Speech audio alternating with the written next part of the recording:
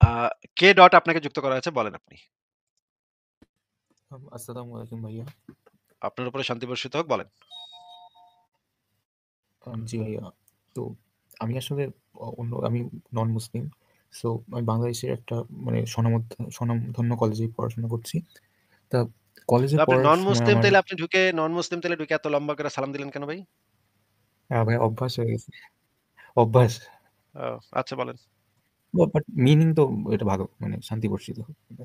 না, যাতে না এমন এটা না তো যে আপনি মিনিং মোটে ভালো না। এটা মিনিং মোটে ভালো না। অমুসলিমকে সালাম দেওয়ার কোনো বিধান নাই। হ্যাঁ, এটা জানি আদাব দিতে হয়। অমুসলিমের না, জন্য না। অমুসলিমের জন্য জাহান্নাম কামনা করতে হয়। ফি নারি জাহান্নামা বলতে পারেন আপনি যে জি, তোরা জি, জি। চিরস্থায়ী জাহান্নামী এটা বলতে পারেন। কিন্তু করতে পারবেন না। মানে শান্তি পরকালে ইহকালে পরকালে শান্তি অমুসলিমের জন্য কামনা করতে পারবেন না ইসলাম অনুসারে। তাহলে ভাই আদাব মানে কি? মানে সেটা কি মিন করে? আদাব মানে একটা সম্ভাষণ আরকি। এটারে আচ্ছা। একটু সেকুলার করে নিচ্ছে আরকি জিনিসটারে। এটা একটা ফার্সি আ ভার্সন আরকি। আচ্ছা ভাইয়া। তো আমি ভাই যেটা বলতে চাচ্ছিলাম যে কলেজে পড়াশোনা করার সময় আমার যে মানে কিছু ফ্রেন্ড আছে ওরা অনেক ধার্মিক। তাও তারা বিভিন্ন সময় মানে আমরা তো কলেজে যাই পড়াশোনার জন্য বা এক্সট্রা কারিকুলাম অনেক কিছু খেলাধুলা আছে। যারা একটু মানে ধার্মিক তারা প্রায়ই মানে আমি একটু ওপেন মাইন্ডেড। আমি আরকি সব কালচার, রিলিজিয়ন সম্পর্কে জানতে বেশ আগ্রহী। আমার ভালোই লাগে।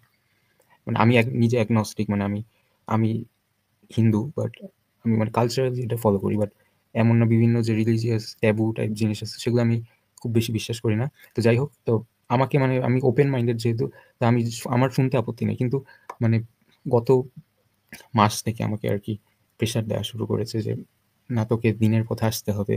আর এমনভাবে তারা বলে যে শুনতে বেশ কনভিনসিং মনে হয়। তখন মনে হয় না যে তারা খুব ভুল কিছু বলছে। কিন্তু আমি যখন মানে তারা যখন তাদের লজিক গুলো আমার উপর ইমপ্লিমেন্ট করে বা চাপায় দেয়, তখন আমি একটা জিনিস মানে প্যাটার্ন খেয়াল করছি যে তারা আপনাকে চিন্তা করার কোনো টাইম দিবে না। আপনি যে নিজে চিন্তা করবেন, তারা একটার পর একটা খুবই কনফিডেন্স এর সাথে যুক্তি দিতে থাকবে এবং আপনি এটা কাউন্টার করারও সুযোগ পাবেন না। মানে বিষয়টা এরকম। তো আমি মানে অনেক আইডেন্টিটি ক্রাইসিস এ পড়ে যাই। মানে তারপর আপনার লাইভ গুলো দেখার মাধ্যমে যে মানে আমি আবার নিজে থেকে চিন্তা করার মানে সুযোগ পাই আরকি। তো ইন্দ্রাণী ভাইয়া ভাই কি কিছু বলবেন এ বিষয়ে? মানে আমি আমি জানতে ভাই চাচ্ছিলাম যে একটা বিষয়গুলো ট্যাকেল করব একটা কিভাবে? কথাই বলবো, সেটা হচ্ছে যে আ মুমিনদের তো আল্লাহ সবসময় বলে গেছে যে ওই যে আ হয় যদি ভালো কাজ দেখো, সরি যদি কোন খারাপ কাজ করতে দেখো, হয় তাকে হাত দিয়ে বাধা দাও। যদি হাত দিয়ে বাধা দেওয়ার ক্ষমতা না থাকে তাহলে মুখ দিয়ে বাধা দাও। আর তাও যদি না পারো তাহলে ওই অন্তরে, অন্তরে তাকে ঘৃণা করো। তো এখন তো আসলে মুমিনেরা আপনার গলার পাতে চাপাতি ধইরা গলার মধ্যে শিকল পরায়া আর ইসলাম কবুল করাতে পারতেছে না। আপনাকে পূজা মণ্ডপে যাওয়াও তারা নিষিদ্ধ করতে পারতেছে না। ওইজন্য হাত দিয়ে বাধা না দিয়ে আপনাকে তারা মুখ দিয়ে আ বুঝানোর চেষ্টা করতেছে, বাটপারি-টাটপারি করতেছে। আর আপনি যদি ধরেন অফিসের বসই হইতেন, তখন হয়তোবা মুখ দিয়েও আর বলত না। তখন ওই মনে, মনে শুধু ঘৃণা করত যে আপনি যে পূজা-টুজা করতেছেন এগুলো খুব খারাপই হচ্ছে। আ ইসলামের তো একটা বড় একটা মানে ডিউটি যে অন্যদের কনভার্ট করা। আপনার আ আর কোন ধর্মে এত বেশি এমফাসাইজ করে কিনা জানি না। তবে ইসলাম জিনিসটা কনভার্সন কিন্তু খারাপ না। আপনি নিউট্রাল ভাবে দেখলে মানে এটা ঠিকই আছে। কোন একটা রিলিজিয়ন বা একটা এই জাতীয় তারা তো স্প্রেড করতে চাবেই। না আপনার ন্যাচারাল এটা আপনি জি, আ কনভার্ট যদি ধরেন এমন একটা জিনিস হয়, আপনি ধরেন ফোর্সফুলি। আপনি যদি ধরেন যে একটা ভালো জিনিস মানুষকে ধরেন টিকা, বাচ্চাদের অনেক সময় পোলিও টিকা দেওয়া হয়। এটাকে আমি জোর করে দিতে পারি। কিন্তু ইসলাম তো টিকা না রে ভাই, ইসলাম তো পয়জন ভাই। এই জিনিসটাকে যখন হ্যাঁ, জোর করে মানুষের মধ্যে ইনজেক্ট করা হচ্ছে, এটা তো ভাই পয়জন। এই জিনিসটা তো ভাই সাপোর্ট করার মতো না। তাহলে এটা তো আপনি ভালো বলতে পারেন না। ইসলামের ট্রু নেচার তারা হাইড করে তারা হয়তো ওই ২-৪ টা আয়াত, তাও ওগুলারও তাফসীর পড়তে গেলে ভালো বের হবে না। কুরআন থেকে আপনি একটা হিউম্যানিটির জন্য ভালো একটা আয়াত আপনি পাবেন না যেটা হোল হিউম্যানিটির জন্য ভালো। তো এইরকম জিনিস মানে সবচেয়ে বাজে প্রোডাক্টের বেস্ট মার্কেটিং করে তারা এইভাবে ইসলামকে স্প্রেড করতেছে। আ এটার থেকে যে আপনি এখন পর্যন্ত বেঁচে আছেন এটাই তো অনেক বড় কথা। তো আ যারা আর্গুমেন্ট দেয় তাদের সাথে এখন ধীরে, ধীরে আর্গুমেন্টে যাওয়া শুরু করবেন। যদিও বাংলাদেশে যদি থাকেন তাহলে তো ব্লাসফেমি খুব সহজেই ঝামেলা হইতে পারে। একটু তবে রিস্ক ভাই।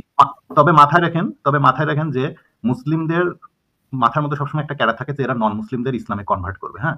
তো জি। সেই দিকে যাওয়ার আগেই আপনারা যারা নন মুসলিম আছেন অলরেডি, তারা যাতে এই বিষের মধ্যে না আসে, আমরা তো অনেক কষ্টে বের হইছি। তারা যাতে না আসে সেজন্য আমাদের এই আলোচনাগুলো শুনেন, পড়াশোনা করেন, মুক্ত চিন্তা করতে থাকেন। আর মানে ওদের কাছ থেকে পারলে একটু দূরেই থাকেন। কারণ হয় আপনি কনভার্ট হয়ে যাবেন ওদের পাল্লায় পড়ে, আর না হলে দেখা যাচ্ছে যে হইতে পারে যে এমন একটা কথা মুখ দিয়ে ঠাস করে বের হয়ে গেছে তখন আপনি আবার হুম, বিপদে পড়তে পারেন। যাই হোক মহানবী এটা অবমাননা। যেকোনো সময় তো এই আরকি। তো ওরা এগুলা করতে চাইবে ভাই। ওদের আচ্ছা ধর্মের ভাইয়া দায়িত্ব। আরেকটা বিষয় যে মানে আমরা আমাদের ইন্টারনেটে অনেক মানে রেশনাল মানুষজন মানে এই বিষয়গুলো প্রমোট করতেছে। লাইক কি বলবো, উদ্ভাসের যে ফাউন্ডার সোহাগ ভাই, দেন আসিফ মাহমুদ উৎস, উনাকে বেশ মানে শিক্ষিত বাট ওপেন মাইন্ডেড ওই যে মানুষই ভাই মনে হয়। আপনার ওই যে ছোটবেলায় ধর্ম ঢুকাই দিছে, আর ওই যে ইসলামের মধ্যে তো বলে দিছে যে মানুষকে কনভার্ট করতে হবে, তাদেরকে দিনকে প্রচার করতে হবে, তরবারির জোরে হোক আর মুখের কথার জোরে হোক। এবং ইসলাম এমন একটা ধর্ম যেটা স্প্রেড করার জন্য যদি আপনাকে মিথ্যা কথা বলতে হয় তাতে কোনো সমস্যা নেই। ধর্মের রক্ষা করার জন্য আপনি মিথ্যা কথা বলতে হবে। মানে এদের কাছে ধর্মের সংখ্যা বাড়ানো, জনগণের সংখ্যা বাড়ানো এটা খুবই ইম্পর্টেন্ট একটা জিনিস। আহ, এরা এটা করতে চাইবে ভাই, এখন ওইটার থেকে আমাদের সেফ থাকতে হবে এই আর কি। আচ্ছা কে ডট ভাই, আপনি কি এই যে বাংলাদেশে এই যে এমএলএম কোম্পানিগুলোর নাম শুনছেন? যে এই কোম্পানিগুলা জি জি, হচ্ছে একটা গিয়ে মানুষ, স্ক্যাম। হ্যাঁ কি করে একটু বলেন তো? এই যে ডেস্টিনি, ডেস্টিনি এদের নাম শুনছেন তো, তাই না? কি জানি, পিরামিড, পিরামিড, হ্যাঁ scam, pyramid scam. Right right. কি করে আমি এরা বলেন তো? ক্লিয়ারলি জানি না। কি না ভাই, করে আমি এরা বলেন আমি তো? তো এটা, এই স্ক্যামটা তো হ্যাঁ 2012-13 সালের দিকে হয়েছিল, হ্যাঁ তখন হ্যাঁ, আমি এদের ছোট। পাল্লায় আপনি বাট পড়েন আমি নাই? এদের শুনছি। পাল্লায় কখনো পড়েন নাই আপনি? কি না, অদ্ভুত! তখন আমি ছোট ভাইয়া, তখন আমার 6-7 ওহ, বছর বয়স।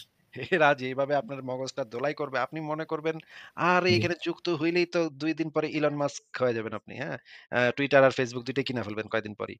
এই আশা নিয়ে আপনি মানে খুব সুন্দর করে সুরসুর করে এই ডেস্টিনিতে এড হবেন। এড হওয়ার পরে দেখবেন আপনার খবর। কিন্তু এই এমএলএম কোম্পানিগুলোর থেকে এই ইসলাম ভয়ংকর কারণ হচ্ছে আপনি এমএলএম কোম্পানি থেকে বাইরে হতে পারবেন জানিয়া, কিন্তু ইসলাম থেকে কিন্তু মনে করেন কালকে আপনার মনে হইলো যে না, আমি ঢুকছিলাম ইসলামে কিন্তু এখন ভাল লাগতেছে না। আমার কাছে মনে হইতেছে এটা খারাপ। বাইরে যাবো। তখন কি আর বাইরে যেতে পারবেন? না ভাইয়া, এটা কিন্তু ওয়ান ওয়ে রোড, অনেকগুলো হ্যাঁ? তো, ওয়ান ওয়ে হ্যাঁ, রোড। অনেকগুলো এটা ভয় কিন্তু ভীতি ঢোকানো। না, না মাইরা ফেলবে। যদি আপনি বাইরেতে যান ইসলামের ও বিধান আচ্ছা কি? আচ্ছা। হ্যাঁ হ্যাঁ, পাথর নিক্ষেপ করে হত্যা। পাথর না, গর্দান একেবারে তরবারি দিয়ে গর্দান কেটে গর্দান দিবে। নাই তো। ও আচ্ছা জাস্ট আসলে একটু সরি, আমাদের এখানে একজন হিন্দু ব্যক্তি আসছে এর আগে। ওনার নাম হচ্ছে ঢাকাইয়া, কি যেন এরকম, যে ঢাকার পোলা না, পুরান ঢাকা নামে। ওই লোক কিন্তু হিন্দু থেকে ইসলামে কনভার্ট হয়েছিল, পরে যখন ইসলাম ভালো লাগেনি ত্যাগ করছে। ওর এলাকার লোকজন দুজন কুবাইছিল শুধুমাত্র ধর্ম ত্যাগ করার কারণে, পরে সে জানিয়ে পলায় বিদেশ চলে গেছে গা ভাই। সরি ভাই, আমি ইন্টারাপ্টেড। হ্যাঁ ভাই, এই যে দেখেন আপনি ভাই রে ভাই। মনে করেন এদের বুংবাং শুনে আপনি মানে কবুল করে ফেললেন। পরে কিন্তু আর হুম, এটা কিন্তু এক ওয়ে তে যাইতে পারবেন। বাইরে যেতে পারবেন না। সেটাই। আ- আর হ্যাঁ বলেন, বলেন। কে ডট ভাই, আপনার কথা তো আপনি তো মিউট করে ফেলছেন। আপনি কি কিছু জি জি ভাইয়া, বলতেছেন? আরেকটা ভাইয়া, আরেক এবার কোয়েশ্চেন এটা মাথায় আসছে। আরেকটা কথা বলে নিই, আরেকটা কথা জি বলে জি, নিই এখানে। বলবেন। যে মনে করেন এরকম কেউ আপনার সামনে এসে ইসলাম কত ভালো, নবী কত ভালো এগুলা বলা শুরু করলো। এখন আপনিও তখন ফটাস কইরা একজন একটা লোক এসে যদি এটা ভালো সেটা ভালো বলতে থাকে, তখন তো এটা স্বাভাবিক যে আপনিও তখন তারে ২-৩ টা প্রশ্ন করবেন যে, "আচ্ছা তোমাদের নবী কি শিশুর সাথে করছিল? তোমাদের নবী কি দাসীর সাথে করত?" এই রকমের কোন একটা কোয়েশ্চেন ধরেন কইরা বসলেন আপনি, হ্যাঁ? প্রশ্ন হিসেবে আপনি আসলে কিছু কটূক্তি করেন নাই, কিন্তু জাস্ট জিজ্ঞেস করলেন যে, "আমি তো শুনছি যে তোমাদের নবী নাকি দাসীর সাথে করত। বা তার নাকি এতগুলা বিবি ছিল, যৌন দাসীও ছিল।" এই রকমের একটা এখন একজন মানুষ যদি পজিটিভ কিছু বলতে আসে তখন তো আপনিও তার উল্টাটা কিছু একটা জিজ্ঞেস করবেন। মানে একজন মনে করেন একটা প্রোডাক্ট বিক্রি করতে আসছে আপনার কাছে। সেই প্রোডাক্টটার কি খারাপ দিক আছে সেটাও তো আপনি যাচাই করে দেখবেন, তাই না? জি এই জি, কথাটা মনে করেন আপনি বইলা ফালাইছেন। তাইলে কিন্তু ভাই আপনার আর কোন রক্ষা নাই। তাইলে কিন্তু মনে করেন আপনি কটূক্তি করছেন। আপনার বাড়ি তো জ্বালায় দিবেই, আপনারা তো মারবেই। পুরা পরিবার সুদ্ধা টানাটানি শুরু হবে। সুতরাং এইদের থেকে একটু দূরে থাকাই আমার মনে হয় আপনার জন্য ভালো হবে। জি ভাইয়া, সেটাই। মানে আমি এখন মানে এভয়েড করারই চেষ্টা করি আরকি। ঠিক আছে, আর কি মানে কিছু বলবেন আপনি? জি না ভাই, আজকে এই পর্যন্তই, মানে এটাই ঠিক বলার আছে, ছিল আরকি। ঠিক আছে তাহলে আপনাকে বিদায় জানাচ্ছি। ভালো থাকেন। থ্যাংক ইউ ভাইয়া সময় দেওয়ার জন্য। আচ্ছা ঠিক আছে। পরের জনকে যুক্ত করি তাহলে। আ সম্রাট খান আপনাকে যুক্ত করা আছে। বলেন আপনি। হ্যাঁ, আসিফ ভাইয়া, কি অবস্থা? ভালো আছেন? হ্যাঁ, ভালো আছি। আপনি কেমন আছেন? এই তো ভাইয়া, অনেক ভালো। বাট যে এই বৃষ্টি শুরু হয়েছে আপনাদের ওইখানেও তো মনে হয় বৃষ্টি টিষ্টি হচ্ছে মনে হয় সম্ভবত। বাট হ্যাঁ, হ্যাঁ, উইন্টারের কারণে। আমার এখানেও আজকে সকালে একটু বরফ পড়ছে হালকা। বরফটা পড়া দরকার। বরফের জন্য অপেক্ষা করছি। হ্যাঁ, বরফে পড়ছিল। আমার বরফ নিয়ে কোনো সমস্যা নেই, কিন্তু বৃষ্টিটাই আমার ভালো লাগে না। ইউরোপে বৃষ্টিটা, আর ব্রিটেনে আপনারা জানেন টিপিক্যাল ইংলিশ ওয়েদার, খুবই খারাপ, বৃষ্টি হয় প্রচুর। আহ, আমার এই মানে শহরেও একই রকম বৃষ্টি হয় প্রচুর। হ্যাঁ, এই তো আমি আসলে ওই যে আপনার সাথে ওই দিন কথা হয়েছিল, ওই যে 2 সপ্তাহ আগে একবার লাইভে যুক্ত ছিলাম। আম, তো ওই মারিয়া কিপ্টিয়ার ব্যাপারে ওই লেখাটা আমি পড়ছি, আপনি যেটা বলছেন। ওটা বিশাল বড় লেখা। আরো কিছু লেখা আছে মারিয়া কিপ্টিয়ার ব্যাপারে আপনার সংশয়.com-এ, ওইগুলো আমি দেখছি। কিন্তু মেইন যে আর্টিকেলটা ওটা অনেক বিশাল বড়। আমি ওটা পুরোটাই আর কি পড়লাম। আম, তো ওই যে ওই দিন যে কোশ্চেনটা করছিলাম, যে বাগান বাড়ি নিয়ে, এই নবীর ওয়াইফরা আসলে কখনো আম, নবীকে চার্জ করে নাই, এই ব্যাপারটা আসলে ওইভাবে বলা নাই ওই আর্টিকেলটাতে। তো আপনার অভিমত অনুযায়ী যদি আপনি একটু ছোট করে বলেন দু এক লাইনে, তাইলেই হবে। বিষয়টা হচ্ছে যে যখন মারিয়া কিপ্তিয়াকে পাইছে, সেই সময় মারিয়া কিপ্তিয়ার কোনো প্লেস ছিল না, থাকার মতো যে কোনো জায়গা ছিল না। এইজন্য মোহাম্মদ যেটা করতো, আরেকজনের বাসায় তাকে রাখছিল এবং একেক বউ বাসা থেকে একটু বাইরে-টাইরে গেলে, বিশেষ করে হাফসার বাসায় তাকে মাঝে, মাঝে নিয়ে যেত। হাফসা একটু বাইরে-টাইরে গেলে, বাপের বাড়ি-টাড়ি গেলে হাফসার বিছানায় আরকি কাজটা চলতো। হ্যাঁ, এটা ছিল এবং হাফসার কাছে একবার ধরাও খাইছে। এই কাম করতে গিয়ে একবার ধরা খাইছে। এবং সেই সময় আরেকজন মহিলার বাসায় এসে রাখতো। সেই মহিলার বাসায় সে আবার রেগুলার যাইতো। সেই রেফারেন্স গুলো ওইখানে আছে। আপনি ওই হ্যাঁ, আমি লেখাটার পড়ছি ভিতরে যে দেখি পাবেন। ওই মহিলা আবার এমন ভাবে বলছে যে নবী নাকি অনেক ঘামাইতো, তাকে হ্যাঁ, নাকি হ্যাঁ, একটা ঘামাইতো। চামড়ার বিছানা দিত ওই মহিলার বাসায় নবীর ঘুমানোর জন্য। ওই চামড়ার বিছানাটা নাকি প্রত্যেকদিন সকালে যখন নবী চলে যেত তখন নাকি ওই মহিলা ওই চামড়ার বিছানা থেকে ঘামগুলি সংগ্রহ করতো এবং এটাকে প্রচুর নাকি সুগন্ধি সুগন্ধি হিসেবে আর কি সে একটা কোনো একটা ইসের মধ্যে রাখতো আর কি। সারারাত অনেক আম, পরিশ্রম যেত তো এজন্য প্রচুর হ্যাঁ, হ্যাঁ, ঘাম হ্যাঁ, ঘাম বের হতো মানে ওই এটা তো সময়। বোঝাই যায়।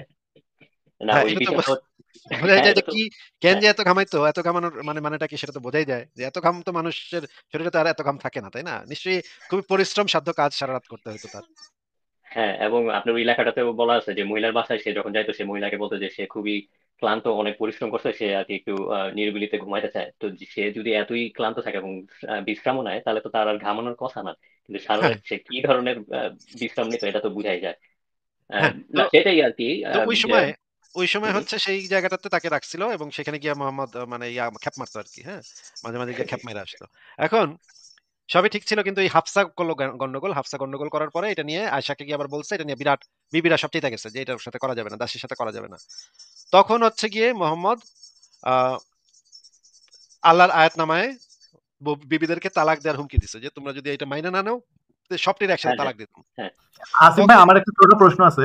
হ্যাঁ সেটা বলেন। হচ্ছে যে হাফসা তো ধরছিল, কিন্তু মুহাম্মদ এক্সপ্লিসিটলি রিকোয়েস্ট করছে কেন যে তুমি এটা আয়েশারে কেন বলো না, এইটা কেন সে রিকোয়েস্ট করছিল? কারণ আয়েশা ছিল অনেক রগচটা এবং আয়েশা হচ্ছে এগুলো নিয়ে বাড়াবাড়ি করতো। আয়েশার আপনি অনেকগুলো হাদিসে পাবেন যে আয়েশা আম ঠোঁট ঠোঁট কাটা বলে না? মানে হ্যাঁ, হ্যাঁ, বাচ্চা মেয়ে ছিল তো। মুখের উপরে অনেক কথা বইলে দিত। সবার যেমন সামনে এই যে মুখের উপরে জুয়াইরিয়ার হাদিসটা আছে এরকম। অনেকগুলো হাদিস আছে যেখানে একেবারে দেখা যায় যে সাহাবীদের সামনে মুখের উপরে সব কথা বলে দিছে। এমন কথা কইছে নবী পুরা মানে ইজ্জত মারা। কিন্তু এটা তো আবু বকরের মেয়ে। এটা তো কিছু করানো যাবে না। এটা তো তার এক নাম্বার চেলার মেয়ে। এটা কি করবে? এখন এটা তো ওর না পারতেছে গিলতে, না পারতেছে উগলাইতে, হ্যাঁ? আয়েশারে তো রাখতেই হবে। কিছু তো করার নাই। এখন এই আয়েশা যদি জানতে পারে তাহলে তো বিরাট প্রবলেম হবে। এই কারণে আয়েশা যেন না জানতে পারে এইজন্য সে একটু চেষ্টা করছিল। বাদবাকি বিবিডিরে সে কোন রকমের ভাও করতে পারত। কিন্তু আয়েশারে ঠিকভাবে সামাল দিতে পারত না। বুঝছেন? হ্যাঁ, আসিফ জি। ভাই এই জন্যই আপনাকে আসলে আমি মেইনলি কোয়েশ্চেনটা করছিলাম ওইদিন যে আয়েশা বা তার ওয়াইফরা যেভাবে নবীরে জাস্ট খালি হাফসার ঘরে উঠানোর জন্য যেভাবে চার্জ করছে তাহলে তো বাগান বাড়ি দিলে তো পুরো আগ্নেয়গিরি হয়ে যাওয়ার কথা, কিন্তু সেই জায়গায় নবীরে কিছুই বলে নাই যে তুমি ওকে বাগান বাড়ি দিছো, আমাদেরটা কই, আমাদেরকে তো না, মেনশন না, না। দেওয়ার কথা। না। এই সময় যে ঘটনাটা ঘটছে সেটা আপনাকে বলে নিই। এই সময় সমস্ত বিবিদেরকে সে তালাক দেওয়ার হুমকি দিছে। যে আল্লাহর আয়াতনামায় তালাক দেওয়ার হুমকি দিছে। তখন তার বউরা সবাই বিদ্রোহ করছে যে এবং সবাইরে তখন বলছে যে তোমরা তাইলে বাপের বাড়ি চলে যাও। এই সময়ে সে মোহাম্মদ হাফসাকে তালাক দিয়াও ফেলছিল। ঠিক আছে? তালাক দেওয়ার একটা হাদিসও আছে যে হাফসাকে সে তালাক দিয়াও ফেলছিল। কিন্তু পরবর্তীতে আবার ওইটা উঠায় নিছে। আ আসিফ ভাই, আমি যদি ভুল না হয়, ওই এই হাফসারকে তালাক দিছে এটা শুনে উমর এসে হাফসারের উত্তম মধ্যম দিছিল না? হ্যাঁ, হ্যাঁ। হ্যাঁ, এবং হ্যাঁ, ওই তখন আচ্ছা। যে ঘটনাটা ঘটে তখন ওই যে আবু বকর এবং ওমর সাথে, সাথে ওই বাসায় চলে আসে আইসা ২ জনই তাদের মেয়েদেরকে পিটাপিটি শুরু করে যে, "তোরা কত্ত বড় সাহস নবীর উপরে কথা কইছস?" তোরা মারপিট শুরু করে। ওমরও তার মেয়েরে মারে এবং আবু বকরও তার মেয়েরে মারে এবং তখন তাদেরকে বলা হয় এই সময় এই যে ঘটনাটা ঘটতেছিল এই সময় মোহাম্মদ ইসেকে মারিয়া কিপ্তিয়াকে বাগান বাড়িটা দিছে এবং সেই সময় বাগান বাড়িতেই তাকে রাখছে। ২৯ দিন বা ৩০ দিন মোহাম্মদ ঘরের বাইরে ছিল। এই সময়টা পুরাটা সময় সে ওই বাগান বাড়িতে মারিয়া কিপ্তিয়ার সাথে ছিল। তো এই ২৯ দিন বা ৩০ দিন পুরাটা সময় সে মারিয়া কিপ্তিয়ার সাথে ওই বাগান বাড়িতে ছিল। কোন বউয়ের কাছেই সে সেই সময় যায় নাই। এইটার রেফারেন্স আছে তাফসীরে মাঝারি থেকে আপনি পাবেন। হ্যাঁ, ওই হ্যাঁ, হ্যাঁ, ওটা লেখাটার আমি ভিতরে পাবেন। দেখছি। হ্যাঁ, এই আছে আছে সময়টাতে ওই সে লেখা। বাগান বাড়িতে ওই মারিয়া কিপ্তিয়ার সাথে ছিল। এখন এই সময়ে তার ওয়াইফরা মুহাম্মদের সাথে নেগোসিয়েশন করতেছে যে তালাক হইলে তারা কি পাবে? হুম? তারা কি ভরণ-পোষণ পাবে কি পাবে না? এই নেগোসিয়েশনটা তখন চলতেছিল। আপনি কয়েকটা হাদিসেই দেখবেন ওই লেখাটার ভিতরেই আছে কয়েকটা হাদিসে। হ্যাঁ, হ্যাঁ, হ্যাঁ, দেখছি। আয়েশা এবং হাফসা তখন ভরণ-পোষণের টাকা দাবি করে। তখন মোহাম্মদ মিচকি, মিচকি হাসতেছিল। একদিন ওই বাগান বাড়িতেই আ মোহাম্মদ আবু বকর এবং ওমরকে ডাকছে। ডাইকা বলতেছে যে ওরা তো ভরণ-পোষণ চায়। তালাক দিব, তালাকের ভরণ-পোষণ চায়। তখন আবু বকর এবং ওমর গিয়ে আবু বকর এবং ওমর গিয়ে তখন আহ, হাফসা এবং আয়েশাকে মারপিট শুরু করে যে তোরা কেন মানে টাকা চাইছিস নবীর কাছে, কিভাবে কেন কেন ভরণ পোষণ ঘুষিও মনে চাইছিস। হয় মারছিল, বক্ষ দেশে বা এই টাইপের কোনো চেস্টের কোনো জায়গাতে ঘুষিও মনে হয় মারছিল, ঠিক না? এরকম একটা বর্ণনা হ্যাঁ, আছে এরকম মনে হয়। একটা বর্ণনা আছে যে মানে মারপিট করছিল যে ভরণ পোষণ চাওয়ার কারণে। তখন নবী আবার মুচকি মুচকি হাসতেছিল পাশে বসে যে সে টাকা দিবে না, সে আসলে টাকা দিবে না। ভরণ পোষণ মানে তালাক হয়ে যাওয়ার পরে মোহাম্মদ আর কোনো টাকা পয়সা তাদেরকে দিবে না, এইটাই ডিসিশন হয়েছে। এবং একই সাথে ওই আল্লাহ মানে কোরআনেও একটা আয়াত আছে যে মোহাম্মদ যদি তালাক দেয় এই মেয়েরা আর কখনো কাউকে বিয়ে করতে পারবে না, এই মেয়েরা সারা জীবন ওইভাবেই তাদের থাকতে হবে। ও তাইলে এখন আমি বুঝতে পারছি, তাইলে নবীর ওয়াইফরা বাগান বাড়ি তো দূরের কথা, আর কোনো কিছু নিয়ে তো কথা বলবো না তো, যেহেতু এই সময়টাতেই হ্যাঁ। এই ঘটনাটা ঘটছে। এই সময় ওই বিবিদের আসলে ওরে দাসেরে বাগান বাড়ি দিচ্ছে, আমাদের বাগান বাড়ি দাও নাই কেন, এই নেগোসিয়েশনে যাওয়ার মতো কোনো স্কোপ তার বিবিদের হুম ছিল না। হুম কারণ এই হুম। সময় মোহাম্মদের সাথে তাদের যে গ্যাঞ্জামটা চলতেছে, সামান্য ভরণ পোষণ নিয়ে ভরণ পোষণই দিবে না মোহাম্মদ, এই জায়গায় চলে গেছে সে। এবং শেষমেশ তখন অনেক ঘটনা ঘটার পরে তখন জিনিসটা শান্তিপূর্ণ একটা ফয়সালা হয়েছে, বিবিরা মাইনে নিছে যে তুমি তোমার দাসের সাথে যা ইচ্ছা করো, আমরা এগুলো নিয়ে আর মাথা ঘামাবো না। এইটা হওয়ার পরে তখন মোহাম্মদ তাদেরকে আবার ঘরে তুলছে। হুম মানে হুম, আসিফ বুঝতে ভাই পারছি। দেখেন, এই এর যে 11টা বউ থাকার পরও এই মারিয়াক দেখা সে মিশরে হামলা করাও ভুলে গেছে যে মারিয়া এমনই সুন্দরী ছিল। তো পরে সে মারিয়ার সাথে সে ওই যে এনাফ টাইম পাচ্ছিল না, ধরেন 11 বউ তো টাইম মানে মানে স্প্রেড আউট হয়ে যাচ্ছিল। ঝামেলা টামেলা করে 1 মাসের জন্য চলে গেছে মানে হানিমুনে, বুঝছেন? হানিমুনে যে ইচ্ছা মতো একদম ডিংডং করে পরে খায়েশ মিটায় তারপরে আইসে আবার সব বউগুলোর কাছে। জবর ক্যারেক্টার। মানে এমনই খেলা উঠছে যে 30 দিন সে টানা, হ্যাঁ 30 দিন সে টানা চালাইছে এখানে কাজ, মেশিন চালাইছে এখানে। তো আসিফ ভাই, ওই আপনি এটা কয়েকবারই বলছেন, আমিও শুনছি। মোহাম্মদ তো ওই যে যেইভাবে তার সময়ে যে মানুষজনদেরকে ম্যানিপুলেট করছে, এই জান্নাত আর জাহান্নামের ভয় দেখায়, তো এটা তো বোঝা যায় যে তার শাগরেদরা খুবই সেক্সুয়ালি ফ্রাস্ট্রেটেড ছিল। তো আম, যদিও মানে কি বলে যে হুরের লোভ দেখা যুদ্ধ করাইলো, তো হুরের লোভ দেখায় তারা খুবই ইন্সপায়ার্ড হতে পারে, কিন্তু তাদের গায়ে গতরে তো ওইরকম শক্তি থাকার কথা না, তাহলে যুদ্ধ কিভাবে করলো? যুদ্ধ তো আবার যাদের সাথেও যুদ্ধ করবে, মনে করেন সংখ্যায় কম ছিল মোহাম্মদের, যেটা বলা হয় আর কি, আমি জানি না কতটুকু সত্যি। মোহাম্মদের টিমে যে লোকজন কম ছিল আর কাফেরদের লোকজন বেশি ছিল, কিন্তু তাদেরকে মাইনে মুড়ে জিতে গেছে। তো যদি ধরি যে ইন্সপায়ার্ড হয়েও যুদ্ধ করে জিতলো, কিন্তু তাদের গায়ে তো ওইরকম শক্তি থাকার কথা না, কারণ সবই হইতেছে কিন্তু খুবই কিন্তু উইক। সম্রাট ভাই, এই যে প্রাচীনকালের যে যুদ্ধগুলা, সেখানে কিন্তু গায়ের জোরের চাইতে সাহসটা বেশি দরকার। হ্যাঁ, মানে আপনার যদি সাহস থাকে, আপনি যদি আসলেই ফাইটটা সামনাসামনি তরবারি নিয়ে ফাইটটা মানে জান প্রাণ দিয়ে যদি আপনি ফাইটটা করেন, আহ শারীরিক শক্তির থেকে এই মানসিক শক্তিটা প্রাচীনকালে বেশি ইম্পর্টেন্ট ছিল। এই কারণেই আপনি দেখবেন বড় বড় যুদ্ধে লিডার যখন বক্তব্য দিছে, দেখবেন যে লিডার যদি ঠিকঠাক মতো ওই ইনিশিয়াল যে বক্তব্যটা সেটা যদি ঠিকভাবে দিতে পারে, ওই যুদ্ধে মানে বেশি ম্যাক্সিমাম ক্ষেত্রে ওই যুদ্ধে জিতে যায়। কারণ লিডারের যে আগুন ঝরা বাণীটা, সেটা তাদের ভিতরে যে মানসিক শক্তি তৈরি করে, সেইটা প্রাচীন এবং মধ্যযুগের বেশিরভাগ যুদ্ধে সেইটা সবচাইতে কাজে দেয়, সেটা হচ্ছে সবচাইতে ইম্পর্টেন্ট। এমনকি অনেক বড় বড় যুদ্ধে অস্ত্র কম ছিল, কিন্তু সেনাবাহিনী জিতে গেছে, কারণ তাদের মানে ডেডিকেশনটা ছিল সেরকম। এই ডেডিকেশনের জোরে, মানসিক শক্তির জোরে সেই সময় যুদ্ধেও বেশিরভাগ যুদ্ধ জিততো। এইখানে মোহাম্মদ যে এই জিনিসটা পাইছে সেটা হচ্ছে সে ডেডিকেশন তৈরি করতে পারছে মানুষদের ভিতরে, যে যেমনে পারি কামড়া কুমড়ায় পারি ওদেরকে মারতে হবে, ওদেরকে মারতে পারলেই জান্নাত। হ্যাঁ, ওদেরকে ওইখানে যাইতে পারলেই ওইদিকে তরবারি নিয়ে দুইটা দুই চারটা কোপ মারতে পারলেই জান্নাত। এই ডেডিকেশনটা তাদের ভিতরে জেনুইনলি অনেক মানুষের ভিতরে ছিল। আচ্ছা, হ্যাঁ, বুঝতে পারছি। আর আরেকটা, আর দুইটা কোশ্চেন করবো, তারপর আমি আজকে চলে যাবো। সরি, আপনার আসিফ মুমিনদের ভাই, প্রায়। একটুখানি আমার একটাই আছে যে ইসলামের যে বড় যুদ্ধ যেগুলোকে আমরা জানি ভাই, একটাও কিন্তু ভাই পরিকল্পিত যুদ্ধ ছিল না আপনার। মক্কা বিজয় কোনো অস্ত্রের মাধ্যমে, যুদ্ধের মাধ্যমে অর্গানাইজ যুদ্ধ হয়নি।